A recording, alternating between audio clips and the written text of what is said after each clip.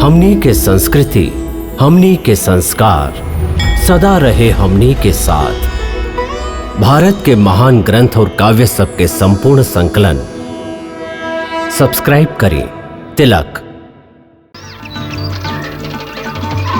राजा राम, राजा राम, राजा राम, हमार सरकार, हमार सरकार। सरकार ना, सखा। सखा, मित्र, मित्र। अब पहले तो आप ये भी ना बतैली कि ये मुनि व्रत कौना कारण धारण कैले हैं आप। अरे हमरा रहते राम जी के ओरी केहू तिरछा नजर से देखे तो ओकर आंख निकाल लेब हम हो निषाद है निषाद। हाथी घोड़ा पर बैठ के आवे वालन के ठठरियो नसीब ना होई। भरत और ओकर सेना के खातिर सिंगेरपुर के हम जंगपुर बना दे। अरे चुप कर कायर कहीं के, ऐसा ने जान प्यारा बा तो चूड़ी पहन के घर में बैठ जा। अरे सामना ना कर सकब तो अपन राम जी के खातिर मर मिट त सकब। हम निषादन के लाश पर ही पैर रख के भरत गंगा पार करी हैं। जा बजा द युद्ध के नगाड़ा। कुमार, ये सिंगवीरपुर है। यहाँ के राजा निषाद राज गु हवन। वो श्री राम के परम भक्त हवन और श्री राम भी उनका के अपन मित्र और सखा मानेलन। कहा श्री राम उनका अपन मित्र मानेलन? तब तो हमरा खातिर भैया राम के समान बारन। आर्य सुमंत, हमरा उनकर जल्दी से दर्शन कराई। अयोध्या के राजा भरत कुमार के निषाद राज के प्रणाम। राजा हमार प्रणाम।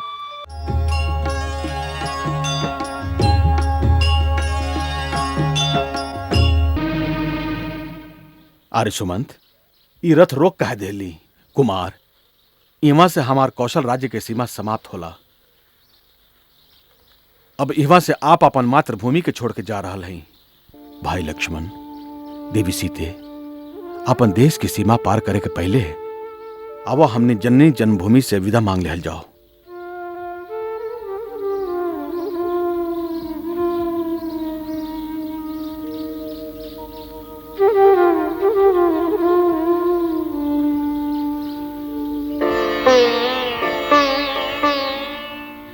मातृभूमि के माटी तो के सत सत नमन।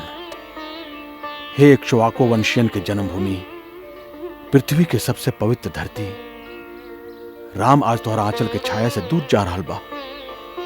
बाकी हम जहां भी रहब, हमार हृदय तोहर पावन माटी से लपटाइल रही।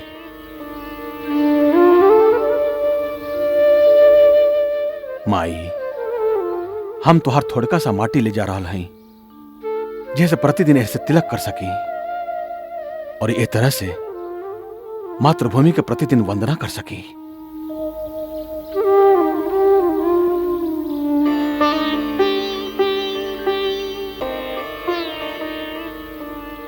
यमा से निषाद राज गोह के सीमा सिंगवीरपुर शुरू हो रहा बा। निषाद राज गोह हमार मित्र। हाँ हाँ राजा जी, हम अच्छा तरह से देख लिया। अयोध्या नरेश के सूर्य पताका फहरा रहल बा रथ पर, और ऊ रथ पर बैठल बाड़न दूगो धनुषधारी जवान, साथ में एगो स्त्री आ एगो रथवान। रथ में सूर्य पताका बा और सेना ना बा साथ में? नहीं खे राजन, हम अच्छा से देख ली। हम ओकर पीछा भी कैली। रथ सिंगवेरपुर तक आ गइल बा और गंगा के किनारे वट वृक्ष के नीचे ठहरल बा। दूगो धनुषधारी जवान और रथ में के हो सकत बा? राजा जी, सारथी कबो उनका के कुमार कहत हवन और कबो श्री राम कह के बोलावत हवन। का कहला?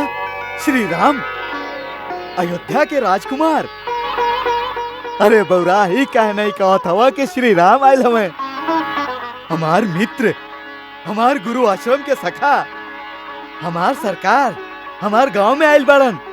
हमार धन्य भाग। तू तो हमेशा इहे कहत रहा कि वो तोहके वचन देले बाड़न कि एक दिन तुहार गांव में जरूर आई हैं। अरे वचन तो दिले रहलन, बाकी राजा सच्चो में एगो गंवार के गांव में आई हैं। ये बात के विश्वास तो तबे हुई जब अपन अखियन से उनकर दर्शन होखी।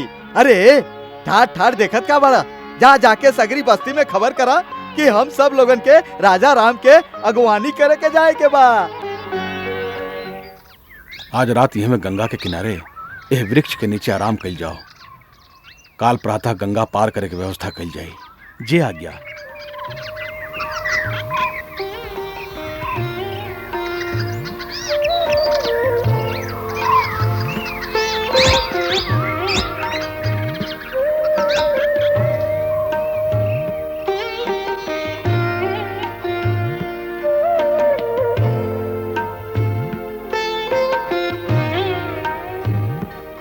आई भैया बैठी।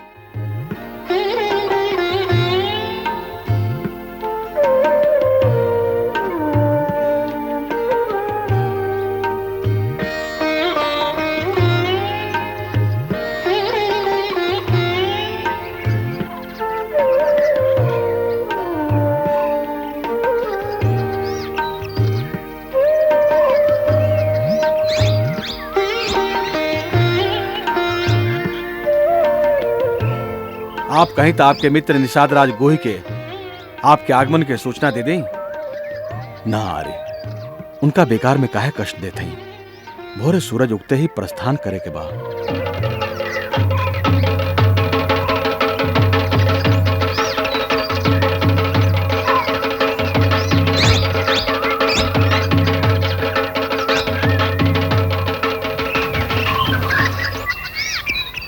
भाई लोगन, आज बड़ भाग्य के दिन बा।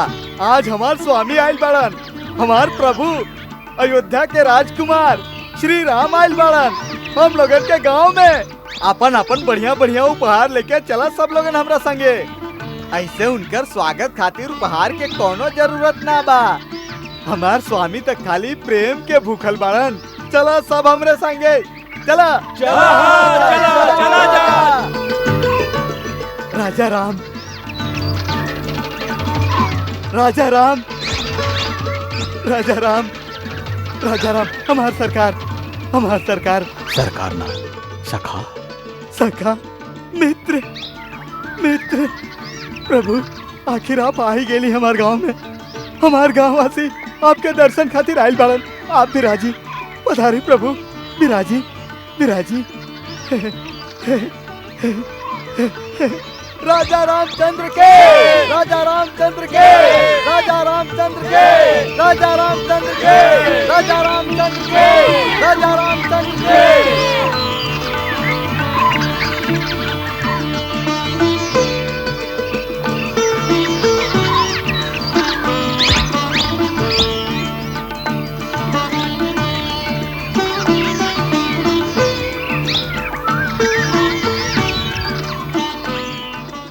मित्र, तोहरा से मिलके बहुत प्रसन्नता हो रहा बा।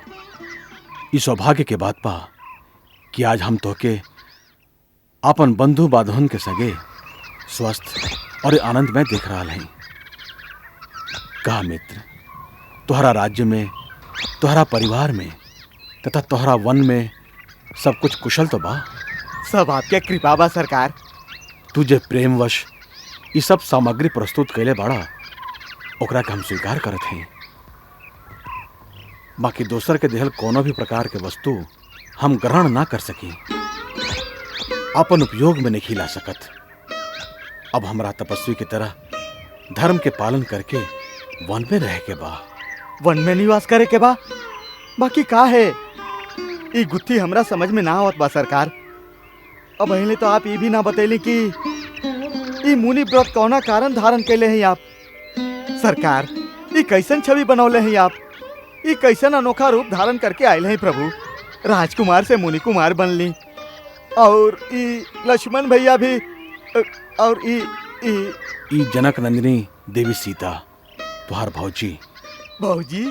हाँ। ना, भौजी कहे के औकात है दास के ना है। ई देवी अयोध्या के राजरानी, ई तो हमार माई सीता मैया आई। बस इहे मान के मगन रहब हम। माई, आपन चरण छुए दिए हमके। ना ना, हमरा खातिर जैसे लक्ष्मण भैया तैसे आप। जुग जुग जिया। धन्य बाड़ू माई सीता, तोहार सुहाग बनल रहे। अब हेले तो ई ना बतौली सरकार कि कैसन वेश धारण करके अयोध्या से आयल हैं। निषाद राज, तुहार सरकार अपन मुख से सौतेली माई कैकेयी के करतूत के किस्सा ना सुनी है। अरे सुमंत, जे बात के सगरे जग जान चुकल बा, ओ बात के अपन मित्र से छुपाई भैया।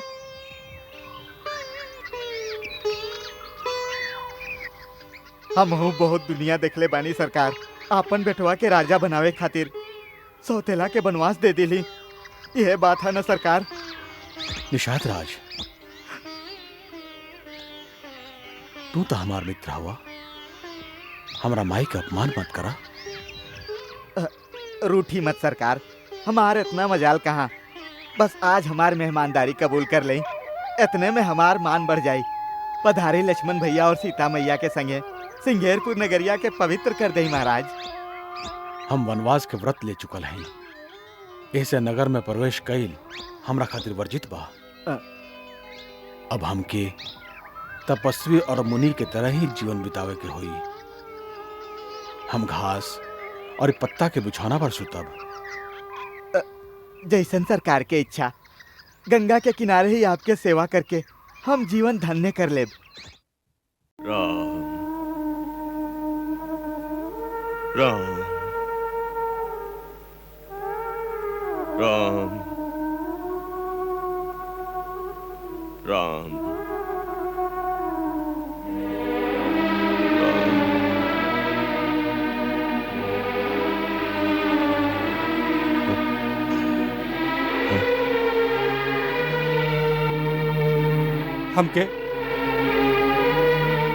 हमके चारों तरफ अंधकार काहे दिखाई देता?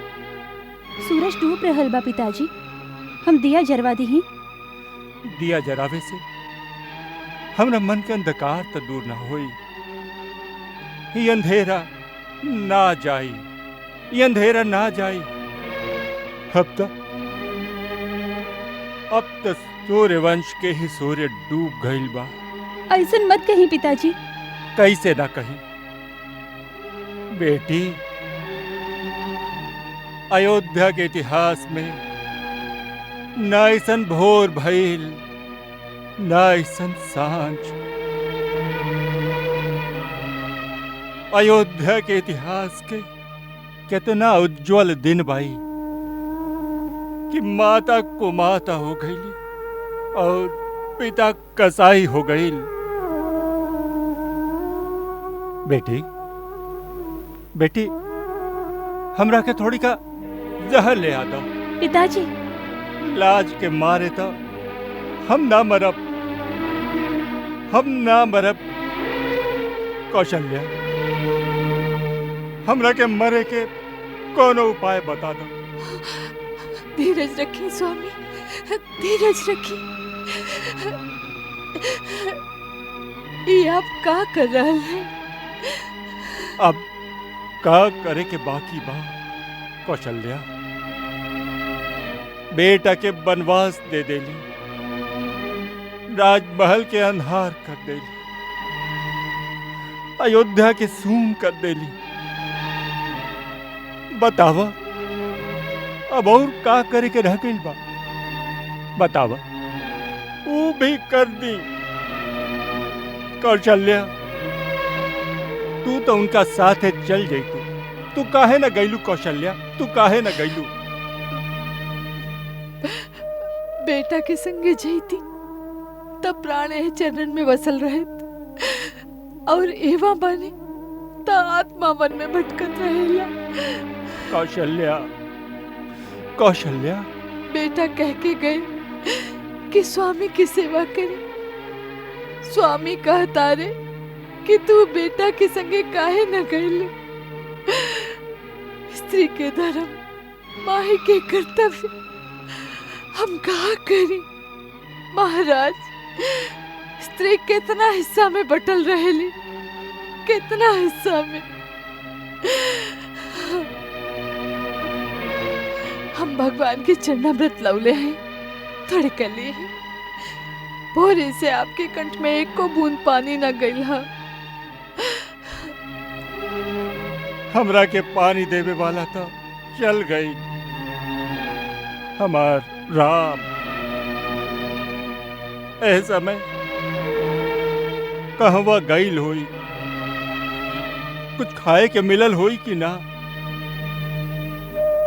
पिता के आज्ञाकारी हो, कौनो नगर में ना जाई।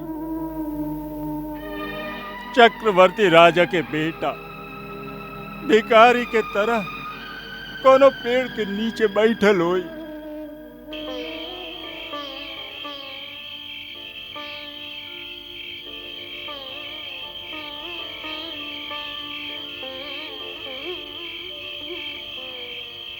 सरकार, आपके आज्ञा के अनुसार बिछौना तैयार बा, पधारी। अवसीते।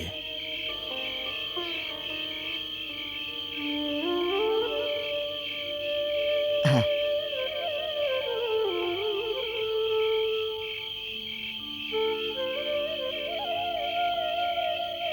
सरकार, एगो बिनती बा हमार, यदि आप मानी था। इतना संकोच का है? कह डाला जे कहे के बा। स्वीकार कर ले हब, ओकरा के ठोकरा ना दे हब। अयोध्या जैसन चक्रवर्ती राज्य त ना बा, पर निषाद के ई छोटहन सिंघेरपुर राज आपके चरणन में समर्पित बा। गंगा मैया के सौगंध खा के कहत हई, सगरे राज आपके बा। आज से आप हमार राजा और हम आपके प्रजा। मित्र कहत हई, तरज के ठोकरा मत दे हब सरकार। मित्र, तुहार स्नेह, तुहार सत्कार और तुहार समर्पण हमरा के भाव विभोर कर देले बा। हमरा सदा गर्व रही तुहरा मित्रता पर। सरकार, हमार बात मान ले ली। ना मित्र, हम तुहार सत्कार के स्वीकार करत बानी, बाकी ओकरा के ग्रहण ना कर सकी। राज्य तो हमरा के अयोध्या के भी देत रही पिताजी। का कहत हई सरकार? वहां के तो आपके राज्य से निकाल देले हई। वहां के ना निकलली, हम स्वयं निकल के आ गईली वहां के वचन के मान रखे खातिर। यह हमार धर्म है। निषाद राज, ओकर पालन करे में हमार सहायता करा। अब प्रभु, आपके संकल्प के आगे तो ब्रह्मो हार जास। हम तो हई ही तुच्छ। हमरे भाग में आपके सेवा ना हुई। जा, अब सुध जा। लक्ष्मण, जा भैया, तू भी विश्राम करा। आर्य सुमंत के भी सुते के प्रबंध कर दिया। सरकार, आप चिंता मत करी, सब प्रबंध हो गइल बा। आप आराम करी। आवा लक्ष्मण भैया, आवा। सीते, तू भी सूत जा। वन में तो ऐसने बिछौना मिली।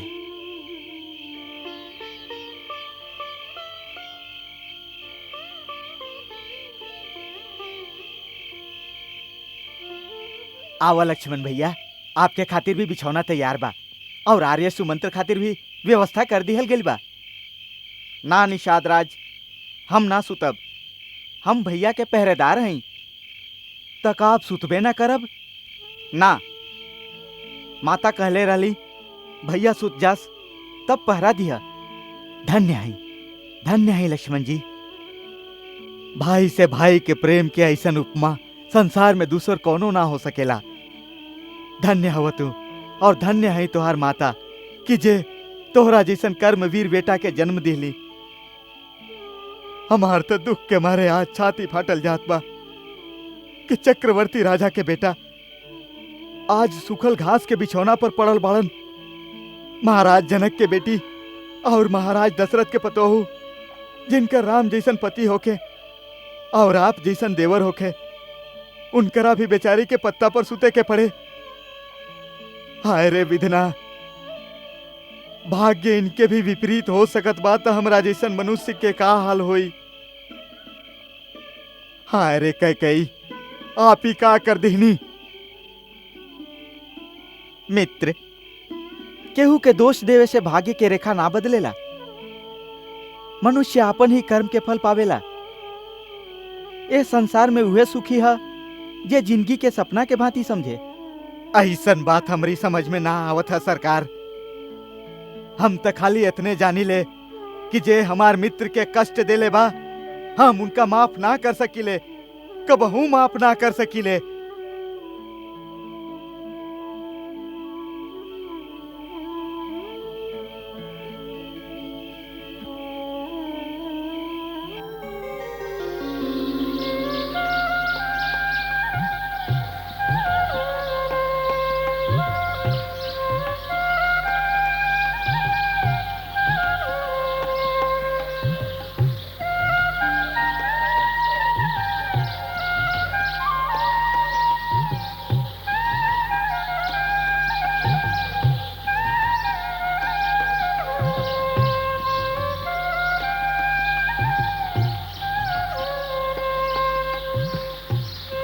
अरे बहुराज जल्दी चला हो।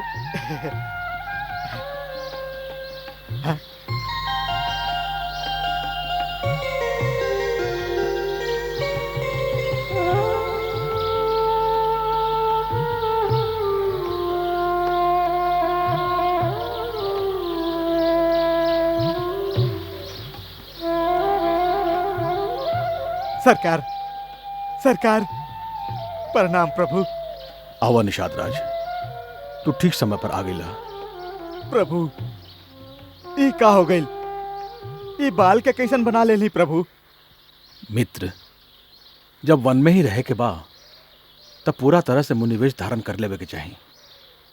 अब हम यहाँ से गंगा जी पार करके आगे वन में पैदल ही जाइब। आगे गई आवश्यक बा का प्रभु? ई हुआ तो वन प्रदेश बा। प्रभु एक बेर एह दास के विनती पर विचार त करी। ई राज्य आपके बा, ई दास आपके बा। 14 बरिस इस प्रदेश पर राज करी और हमके सेवा करे के अवसर दी। हमार जीवन धन्य हो जाए प्रभु। निषाद राज, तू हमार मित्र बाड़ा ना। एगो मित्र के धर्म है कि वो अपन मित्र की यह प्रकार से सहायता करे कि ओकरा अपने कर्तव्य पथ पर चले में सहारा मिले। तू अपन प्रेम के हमार कर्तव्य पथ के बाधा बनावल चाहता। ये उचित नहीं है। अपन भावना के वेग के रोका और हमरा के आगे जाए के अनुमति दा। कर्तव्य भावना के वेग से महान होला। ये बड़का बड़का बात आप ही जानी सरकार। हम तो खाली इतने जानी ले कि प्रेम से बढ़ कुछ ना होला और प्रेम से बढ़ के कुछ ना होला। हमरा पास तो खाली प्रेम है बा। यदि स्वीकार करी तो हम तो के वही प्रेम के शपथ देते हैं मित्र। हम क्या अपन पथ पर आगे जाए दो। आप प्रेम के शपथ देते हैं तो और आगे का कहीं सरकार, जैसन आपके आज्ञा। तो कौनो खेवैया के कह के एगो नैया के प्रबंध करा दो। हम लोगन के गंगा के पार करवा दो। तुहार बहुत कृपा हुई मित्र। ना ना प्रभु, स्वामी सेवक के आगे हाथ जोड़े, ऐसे सेवक के पाप लागेला। हम आपके हर आज्ञा के पालन करब। आप निश्चिंत रही, नाव के प्रबंध हो जाई। हम अभी आवत हैं। मुनिश्रेष्ठ, हम महाराज दशरथ के पुत्र राम आपके श्री चरणन में प्रणाम करत हैं। चिरंजीवी होगा, यशस्वी होगा। ये हमार छोट भाई लक्ष्मण हुए।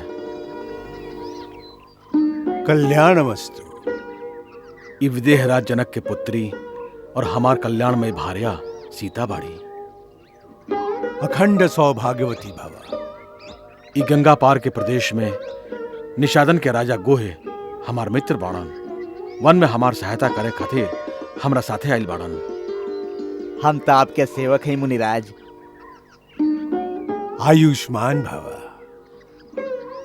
हे रघुनंदन, आप सभी के हमारा आश्रम में स्वागत है। अर्घ ग्रहण करें। सदानंद।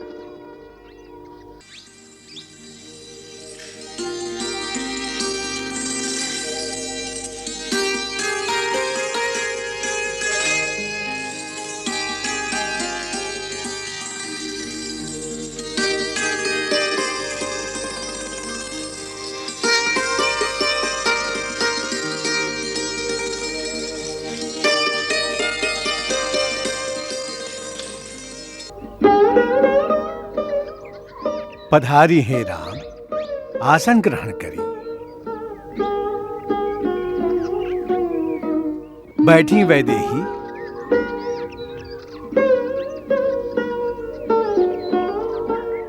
ई का निषाद राज, श्री राम के मित्र बाड़ा तो उनका बराबर के आसन ग्रहण करा। ना ना मुनिवर, हम तो नीच जात के हैं, बहुत छोट आदमी हैं। अपना आप के छोट समझल ही तुहार बड़प्पन है। रहल नीच होखे के बाद तो श्री राम केहू के भी नीच रहे ना दिहलन। राम के मित्र होके अपना आप के नीच कैसे कहत बड़ा? जे प्रभु के प्रिय हो, जे हरिजन कहा है, ओकर जात सबसे ऊंच बा। आसन ग्रहण करा निषाद राज। धन्यवाद मुनिवर।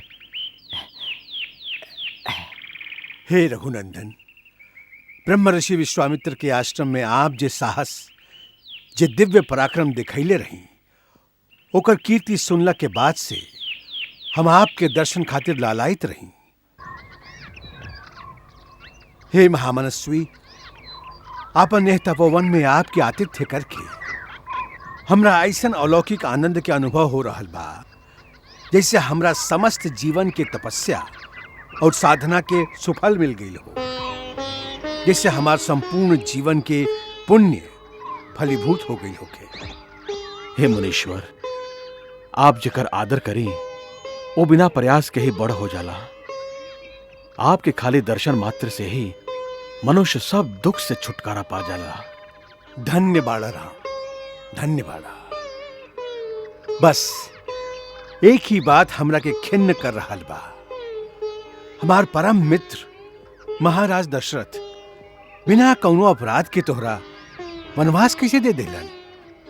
आप तो त्रिकालदर्शी हैं, सर्वज्ञ हैं। आप तो जानते ही हैं कि पिताजी हमरा वनवास देके हमरा पर कितना बड़ा उपकार केले हैं, जैसे हम आप जिसने पुण्य तीर्थ महात्मा के दर्शन कर पैली। हे पुरुषोत्तम, आपन मर्यादा के अनुकूल ही ई विचार भाव बा आप में। बिना कौनो अपराध की निर्वासित होके आप वनवास के दुख भोगव, इस सोच के हमार हृदय अत्यंत व्यथित हो रहा बा। विश्वास करे पूज्यवर, हम सौगंध खा के कह रहा हैं, लेश मात्र भी दुखने के वनवास में बहुत आह्लादकारी अनुभव हो रहा बा। वनवास के नया जीवन में आप जैसन महामनुष्यन, मुनियन और तपस्विन के दर्शन हुई, तरह तरह के साहस, सत्कर्म और असहाय लोगन के सेवा के शुभ अवसर प्राप्त हुई। धन्य बाड़ा रघुकुल केसरी, धन्य बाड़ा। आपके आत्मबल, आपके आत्मविश्वास हम तपस्वियन से बढ़ के बा।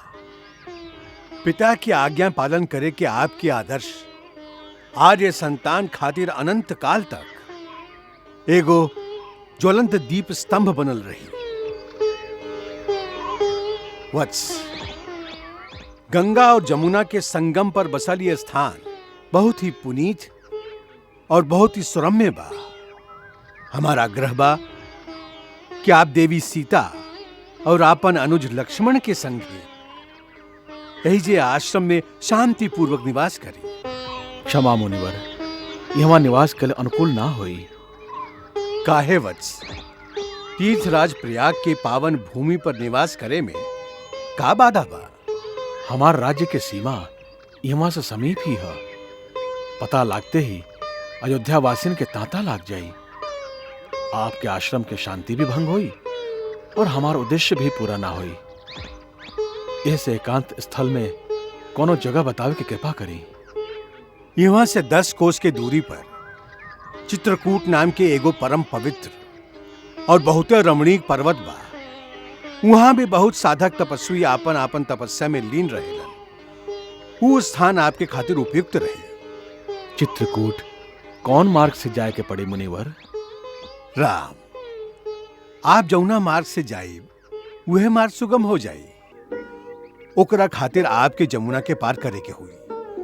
वहां कोनो नाव ना मिली। निषाद राज आपके साथ बाड़न। इनका सहायता से बांस के एगो बेड़ा बना लिया।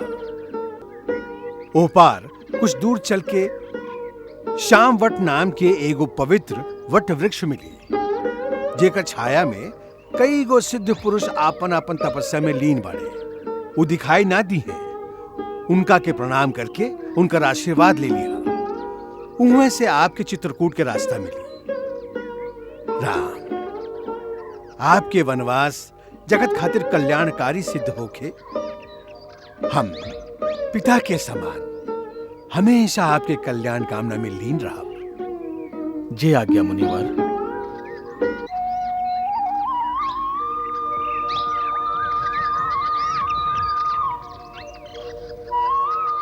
लाई भैया, धनुष हमरा के दी।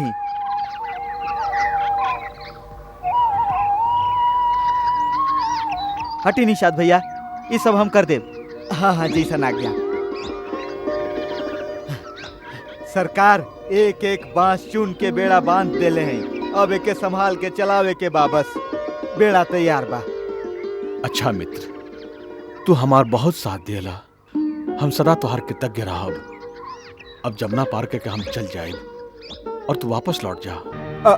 का कह रहा है सरकार, का कह रहा है? निषाद राज, तू वचन दिले रहा ना कि जब हम कहब तू लौट जाइबा। ऐसन कठोर वचन देले ही का हम सरकार? अभी तो जमुना नदी पार करे के बा आपके, आगे बहुत खतरा बा। खतरा तब पग पर होई निषाद राज। हमार ठिकाना निश्चित हो चुकल बा। तोहरा भी अनिश्चित समय तक अपना राज्य से दूर ना रहे के चाहिए। जात जात हम तोहरा के एगो जिम्मेदारी दे रहा हई। भरत अभय तुरंत राज संभाल ले बा। ओकर अपन शासन व्यवस्था दृढ़ करे में थोड़ी का समय लग सकेला। तुहार राज्य कौशल देश के सीमा पर बा। ऐसे भारत जबले पूरा तरह से राज ना संभाल लेस तू सीमा के रक्षा करिया। आप कोनो चिंता मत करें सरकार, हम आपके वचन देते हैं। हम निषादन के लाश के ऊपर से गुजर के ही दुश्मन के सीमा पार करके पड़ी, ये हमार वचन रहल। अच्छा मित्र। जो बिछड़े बिलखत फिरे के बट हो के निषाद, धीर वीर रघुवीर उर, ना कछु हर्ष विषाद।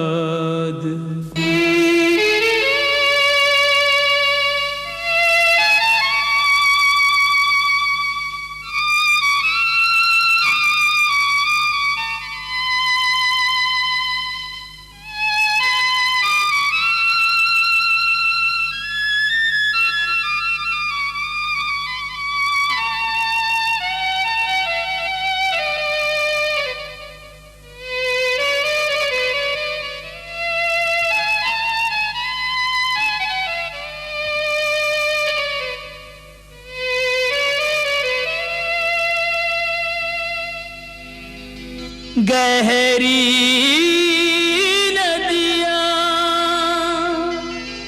बांस का बेड़ा,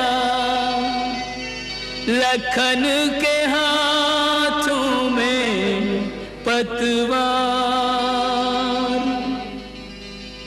आगे बन है पथ निर्जन है, ना कोई संगी ना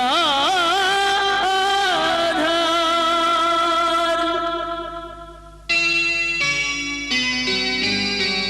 विधना तेरे लेख किसी की समझ न आते हैं,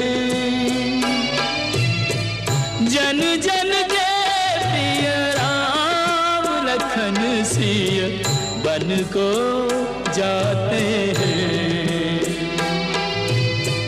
जन जन के प्रिय राम लखन सिय बन को जाते हैं। रानी, हाथ पर हाथ धर के बैठे के समय ना बा। आपका समझत है राजा ननिहाल से भरत के बोलवाली है, ये आपके भ्रम बा। अभियो वो आपके सऊद के यहाँ बैठल बाड़न।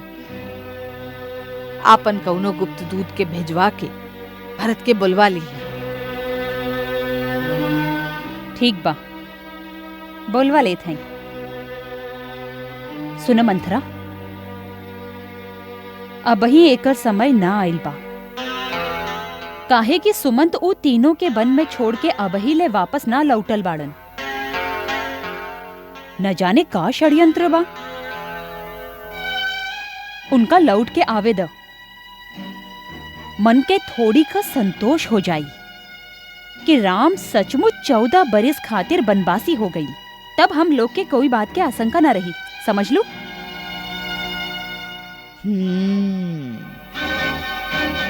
तू ठीक कहता रो।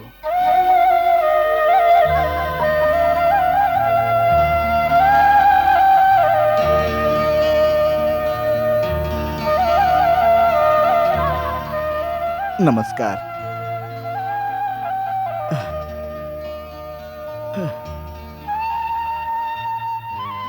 प्रणाम महाराज, कुशल मंगल तबा।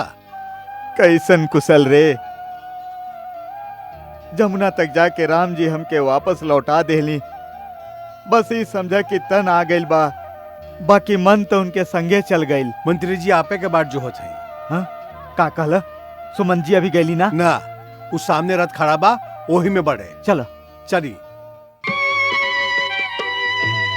नाथ विदा करी आयो निषाद तो मंत्री को राह निहारत पायो।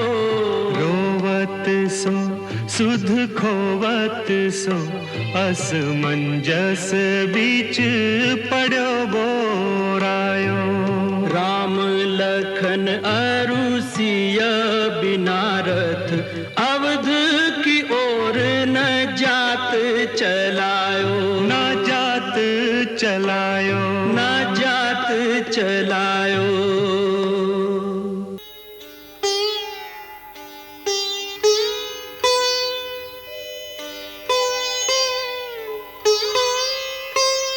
प्रणाम मंत्री जी, प्रणाम। प्रणाम।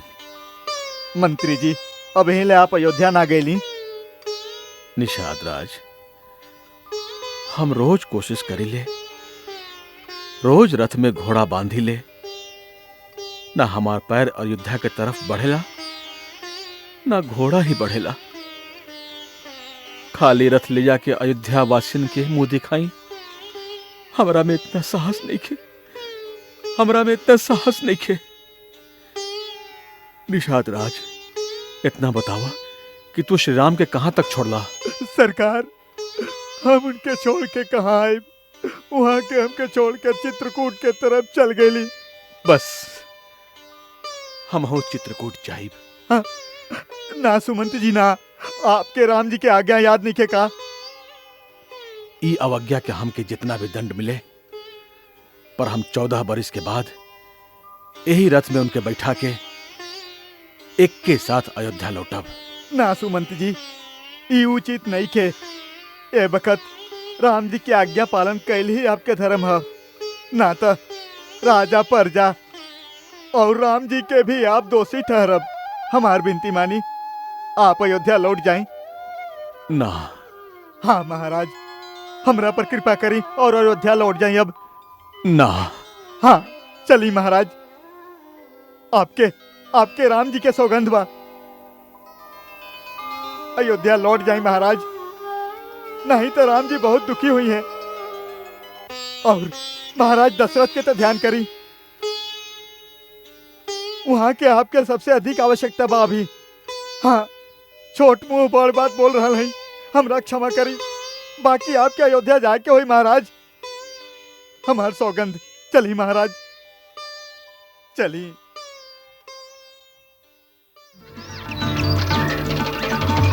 राजा राम, राजा राम, राजा राम, हमार सरकार, हमार सरकार। सरकार ना, सखा। सखा, मित्र, मित्र। अब पहले तो आप ये भी ना बतैली कि ये मुनि व्रत कौना कारण धारण कैले हैं आप? अरे हमरा रहते राम जी के ओरी केहू तिरछा नजर से देखे तो ओकर आंख निकाल लेब हम हो निषाद है, निषाद। हाथी घोड़ा पर बैठ के आवे वालन के ठठरियो नसीब ना होई। भरत और ओकर सेना के खातिर सिंगेरपुर के हम जंगपुर बना दे। अरे चुप कर कायर कहीं के, ऐसा ने जान प्यारा बा तो चूड़ी पहन के घर में बैठ जा। अरे सामना ना कर सकब तो अपन राम जी के खातिर मर मिट त सकब। हम निषादन के लाश पर ही पैर रख के भरत गंगा पार करी हैं। जा बजा द युद्ध के नगाड़ा। कुमार, ये सिंगवीरपुर है, यहाँ के राजा निषाद राज गु हवन। वो श्री राम के परम भक्त हवन और श्री राम भी उनका के अपन मित्र और सखा मानेलन। कहा श्री राम उनका अपन मित्र मानेलन? तब तो हमरा खातिर भैया राम के समान बाड़न। आर्य सुमंत, हमरा उनकर जल्दी से दर्शन कराई।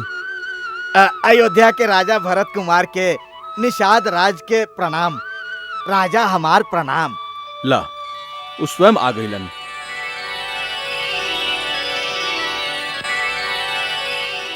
प्रणाम राजा भरत।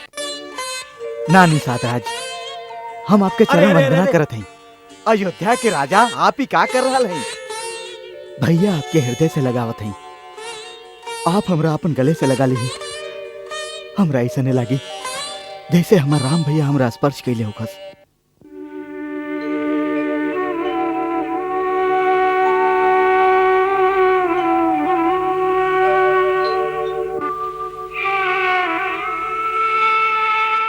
आप हमरा यह योग्य ना मानी लेना। ठीक बा, हमार पाप के यह दंड बा। ना ना भरत भैया, ना ना हमार भैया, हमरा से भूल हो गई। हम तोहार अपराधी हैं भरत भैया। हमार मन में जाने का विचार उठत रहे तोरा खातिर। भरत भैया हमरा क्षमा कर दी। हम पापी हैं। अरे श्री राम के भाई खातिर हमार मन में कैसन विचार उठत रहे। हम बहुत बड़ पापी हैं। हमके क्षमा कर दी, हमके क्षमा कर दी भैया। हम आपके जनली ना। आप तो सचमुच रामे के दूसरा रूप है। बिल्कुल वह राम भैया जैसन स्नेह आपके अंदर बा। शत्रुघ्न इनका चरण छुआ। यह राम भैया से कह के हम लोगों के क्षमा दिया सकेलन। अरे ना कुमार, ना ना कुमार भरत जी, श्री राम जी सच्चो कहत रहन कि हमार भरत बहुत महान है ना? भैया हमके याद करत रहन। हाँ, बहुत बहुत याद करत रहन। घास के बिछौना पर सुतल सुतल सगरी रात आपे के बात करत रहन। घास के बिछौना पर? भैया घास के बिछौना पर सुतल रहन? हाँ, वो देखी, वो बरगद के पेड़ के नीचे घास के बिछौना बा ना, वहीं पर भैया राम और मैया सीता पूरा रात सुतल रहे।